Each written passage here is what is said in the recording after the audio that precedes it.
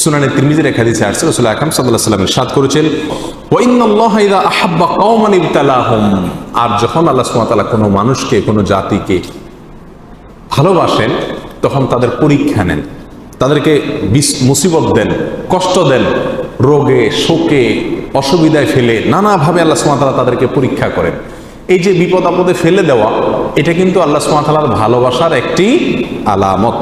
ফামান রাদিয়া ফালাহুর রিদা ওয়া মান সাখাতা ফালাহুস সাখত, আল্লাহর এই দেওয়া পরীক্ষায় কষ্টে যে ব্যক্তি সন্তুষ্ট হয়ে যায়, আল্লাহর ফয়সালাকে মেনে নেয়, ফালাহুর রিদা, তার জন্য আল্লাহর সন্তুষ্টি অবধারিত হয়ে যায়।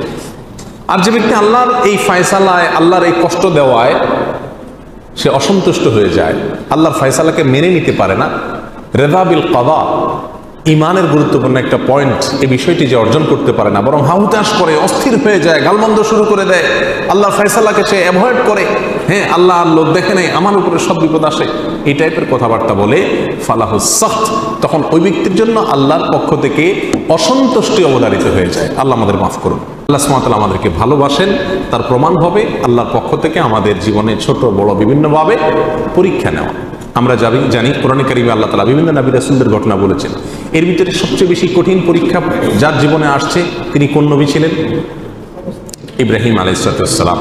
ইব্রাহিম আলাইহিস সালাম সম্পর্কে আল্লাহ সুবহানাহু ওয়া তাআলা কোরআনে কারিমে একাধিক জায়গায় বলেছেন কি কি পরীক্ষা নিয়েছেন। ওয়া ইয ইবতালা ইব্রাহিম, যখন আল্লাহ সুবহানাহু ওয়া তাআলা ইব্রাহিমের পরীক্ষা নিয়েছেন, ইব্রাহিমের পরীক্ষা আল্লাহ তাআলা নিয়েছেন। কেন ইব্রাহিমের পরীক্ষা নিয়েছেন? আল্লাহ তো ফেরাউনের পরীক্ষা নেন নাই, আল্লাহ তো বলেন না আল্লাহ নমরুদের পরীক্ষা নিয়েছেন, আল্লাহ এটা বলেন নাই কোরআনে কোথাও যে আল্লাহ আবু জাহালের পরীক্ষা নিয়েছেন, আবু লাহাবের পরীক্ষা নিয়েছেন। তারা তো স্টুডেন্টই না, তারা তো আল্লাহর বান্দাই না, নেককার বান্দাই না, মুমিন বান্দাই না, যার কারণে তাদের পরীক্ষা নেওয়ার প্রশ্ন নাই।